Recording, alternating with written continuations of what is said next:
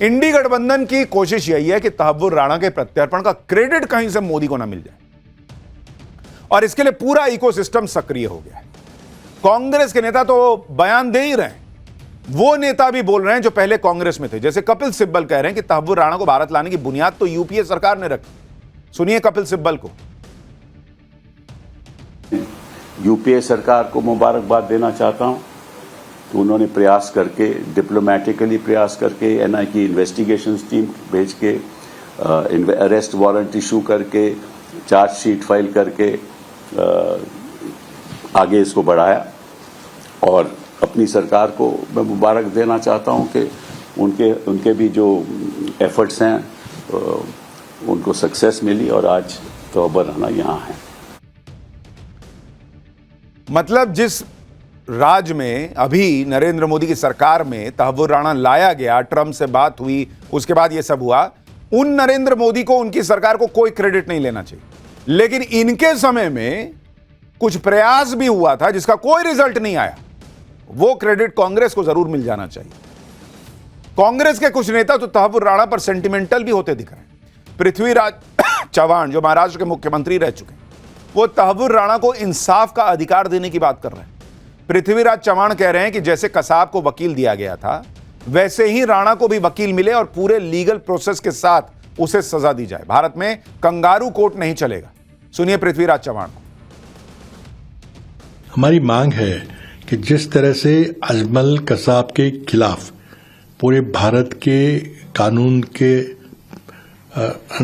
अंतर्गत जो पूरा मुकदमा चला है, कसाब को पूरा अपना बचाव करने का, अपने वकील देने का पूरा अधिकार था, उसने वकील दिए, उसको पूरा अपील करने का मौका मिला हाई कोर्ट में, फिर सुप्रीम कोर्ट में, उसके बाद उसको सजा हुई। तो इसी तरह से राणा का जब ट्रायल होगा, उसका जब मुकदमा चलेगा, तो इसी तरह से उसको पूरा कानूनी तरीके से अधिकार देकर उसको जो भी सजा हो उसको स्वीकार करना पड़ेगा। हमारे देश में कंगारू कोर्ट नहीं चलेगा। कांग्रेस के नेता का बयान सुनिए, ऐसा लग रहा कि कहीं तहव्वुर राणा निर्दोष ना हो, उसको गलत तरीके से फांसी वांसी ना हो जाए। अरे भाई, सब प्रक्रिया से ही होगा। उसको अमेरिका में ऑलरेडी सजा हो चुकी है, दोषी है वो, आरोपी नहीं है। ये नैरेटिव सेट करने की कोशिश की जा रही है कि यूपीए सरकार मुंबई हमले के आरोपियों को सजा दिलाने में कितनी एक्टिव थी। लेकिन इसका एक और पहलू भी है। अगर कांग्रेस और यूपीए सरकार इतने ही गंभीर थे तो इस तरह की खबरें नहीं छपी होती।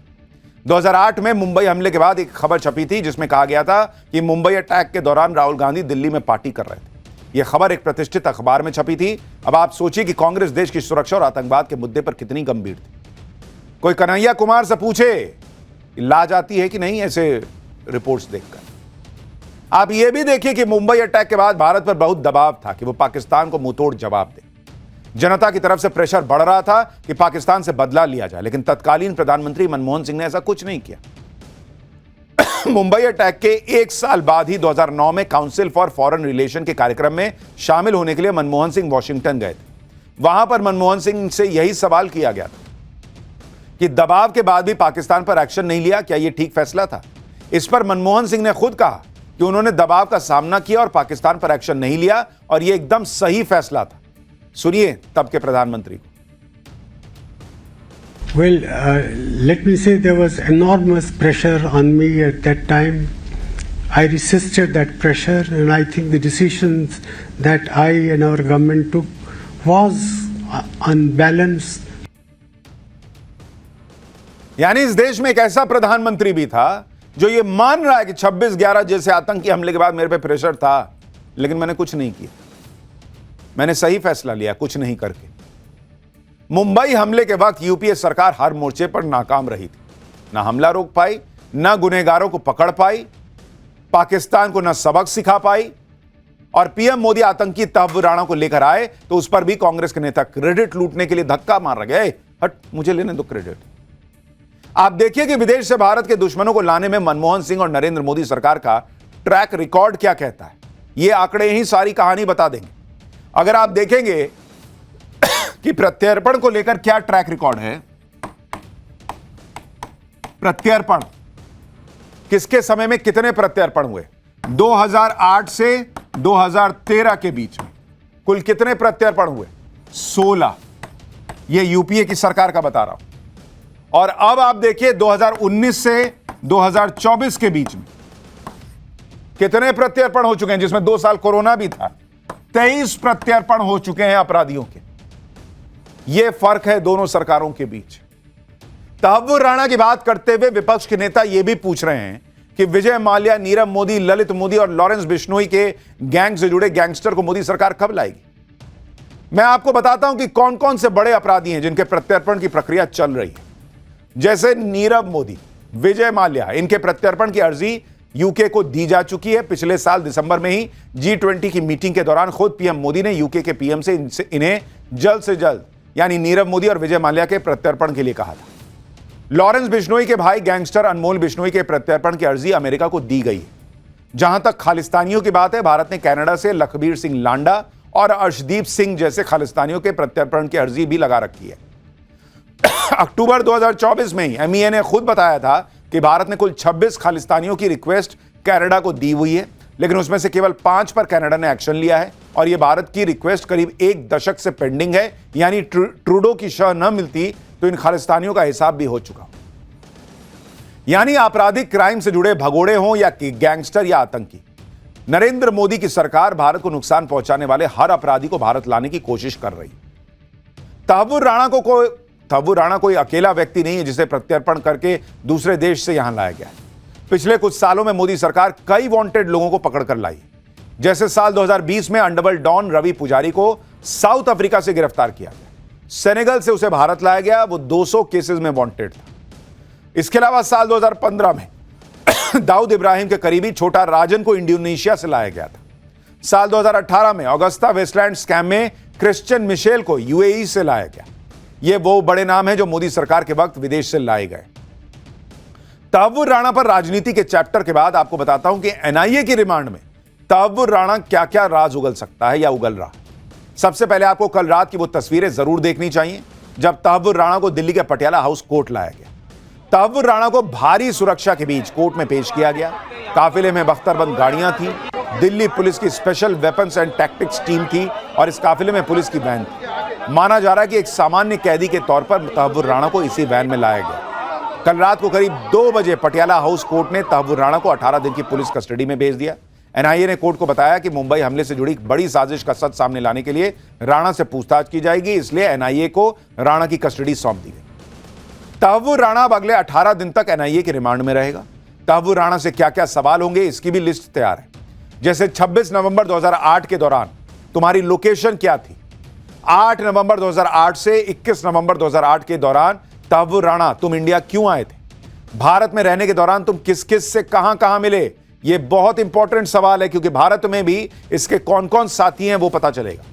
डेविड कोलमैन हेडली को कब से जानते हो, उसको फेक वीजा देकर भारत में क्यों भेजा था। लश्कर तैयबा के चीफ हाफिज सईद को कैसे जानते हो और हाफिज से तुम्हारी पहली बार मुलाकात कब और कहां हुई थी। तुमने लश्कर तैयबा की मदद कैसे की थी, मदद करने के बदले में लश्कर ने तुम्हें क्या दिया। पाकिस्तानी आर्मी और ISI तुम लोगों की मदद कैसे करती है। टारगेट पर हमले की इंस्ट्रक्शन क्या तुम्हें ISI देती है। ISI की प्लानिंग क्या थी, जिन जगहों पर हमले हुए वो ही टारगेट थे या भारत के कुछ और निशान टारगेट भी थे जिनको तुम पूरा नहीं कर पाए। हमलों में ISI की तरफ से सिर्फ मेजर इकबाल और समीर अली शामिल थे या कुछ और बड़े अधिकारी भी शामिल थे। आतंक फैलाने की प्लानिंग को फाइनेंस कौन करता है, क्या ISI के अलावा पाकिस्तान सरकार को भी आतंकी हमलों की जानकारी थी। यानी तहव्वुर राणा जैसे जैसे जवाब देगा, भारत में उसके साथी, ISI के साथी, पाकिस्तान के साथी एक्सपोज होंगे और पाकिस्तान दुनिया के सामने एक्सपोज होगा। तहव्वुर राणा से पहली दौर की पूछताछ शुरू हो चुकी है। खबर है कि NIA जांच के दौरान तहव्वुर राणा को मुंबई ले जा सकती है। उसे उन जगहों पर भी ले जाया जा सकता है जहां वो साल 2008 में हमले से ठीक पहले गया था। तहव्वुर राणा से किस तरह पूछताछ हो रही है, उसके NIA हेडक्वार्टर में कैसे उसे रखा गया है, इसकी डिटेल भी आपको बताता हूं। खबरों के मुताबिक दिल्ली में NIA हेडक्वार्टर में ग्राउंड फ्लोर पर राणा को रखा गया है। उसे 14 बाई 14 के स्पेशल सेल में रखा गया है। सेल में CCTV लगा हुआ है, बेड है, टॉयलेट है। तहव्वुर राणा से आज सुबह 10 बजे पूछताछ शुरू हुई। NIA के इंटरोगेशन रूम में भी CCTV कैमरा लगा हुआ है। NIA हर दिन तहव्वुर राणा से पूछताछ करेगी। वो जो भी बताएगा उसका स्टेटमेंट रिकॉर्ड होगा। वो कस्टडी के दौरान नुकसान न पहुंचाए खुद को, इसका भी खास ध्यान रखा जा रहा है। तहव्वुर राणा जैसे आतंकी को अमेरिका से भारत लाना आसान नहीं था। इसमें कई खतरे थे। क्योंकि तहव्वुर राणा वो आतंकी है जो पाकिस्तान के सारे राज खोल सकता है, इसलिए उसकी जान को बड़ा खतरा था। तहव्वुर राणा को सुरक्षित अमेरिका से लाने के लिए top secret mission operation Rana चलाया गया। राणा को अमेरिका से लाने के लिए स्पेशल टीम भेजी गई। इस टीम में एनआईए के अधिकारी और एनएसजी कमांडोज थे। राणा को एक स्पेशल एयरक्राफ्ट में लाया गया। दावा किया जा रहा है कि उसे सुरक्षित लाने के लिए पूरे रास्ते एनआईए के अधिकारी उसका हाथ पकड़कर बैठे हुए थे ताकि वो खुद को कोई चोट ना पहुंचा सके। फ्लाइट के दौरान सुरक्षा एजेंसियां पूरे ऑपरेशन की रियल टाइम मॉनिटरिंग कर रही थी। जब उसे दिल्ली लाया गया तो यहां भी सिक्योरिटी से जुड़े लोगों को फोन किए गए ताकि किसी तरह की कोई जानकारी, उन जो सिक्योरिटी के लोग थे उनसे फोन ले लिए गए ताकि किसी को कोई जानकारी लीक ना हो सके। मीडिया से दूरी बनाने के लिए उसे एयरपोर्ट से दूसरे गेट से नॉन ट्रांसपेरेंट जेल वैन से ले जाया गया। यानी कुल मिलाकर जब तक तहव्वुर राणा एनआईए हेडक्वार्टर नहीं पहुंच गया तब तक देश की सुरक्षा एजेंसियों ने चैन की सांस नहीं ली।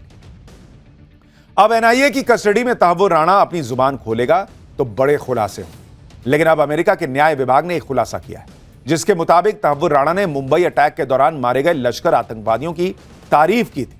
तहव्वुर राणा ने डेविड हेडली से कहा था कि भारत के लोगों के साथ तो ऐसा ही होना चाहिए। राणा ने कहा था कि मारे गए आतंकियों को पाकिस्तान का सर्वोच्च सम्मान निशाने हैदर दिया जाना चाहिए। निशाने हैदर पाकिस्तान का सर्वोच्च सैन्य वीरता पुरस्कार है और सिर्फ सैनिकों को दिया जाता है। यानी इस तहव्वुर राणा की नजर में वो आतंकी पाकिस्तान के सैनिकों से कम नहीं थे। हालांकि उसका थॉट प्रोसेस ठीक ही है क्योंकि वहां पे सैनिक जो है वो आतंकी ही टाइप है। लेकिन आप उसकी सोच देखिए, उसको लगता था कि भारत में लोगों को तो मर ही जाना चाहिए, ठीक हो रहा है। उसकी पैठ सोचिए सेना में वहां कितनी थी पाकिस्तान में। इसलिए तहव्वुर राणा का प्रत्यर्पण सिर्फ उसे सजा दिलवाने का काम नहीं करेगा बल्कि पाकिस्तान के रोल को भी बेनकाब करेगा और पाकिस्तान के जो प्यादे भारत में हैं उनका भी चेहरा सामने आ सकता है।